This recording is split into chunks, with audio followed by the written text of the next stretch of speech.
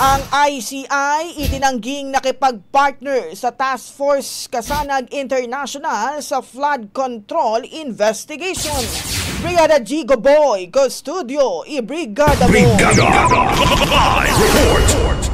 Pinabulaanan ng Independent Commission for Infrastructure ang isang kumakalat na artikulo online na nagsasabing kasama umano nila ang Task Force Kasanag International na pinamumunuan ni John Chong sa pag-imbestiga ng mga irregularidad sa flood control projects. Ayon sa ICI, walang katotohanan ng ulat at hindi sila nagbigay ng anumang otorisasyon o pakikipag-ugnayan sa naturang grupo. Binigyan diin ng komisyon na ang kanilang mga gawain ay isinasagawa ng malaya, patas at profesional at ang lahat ng opisyal na anunsyo ay inilalabas lamang sa kanilang lehitimong channels. Kaugnay nito, hihilingin ng ICI sa National Bureau of Investigation na imbestigahan ang pinagmula ng maling impormasyon at magsampa ng kaukulang kaso laban sa mga nasa likod nito.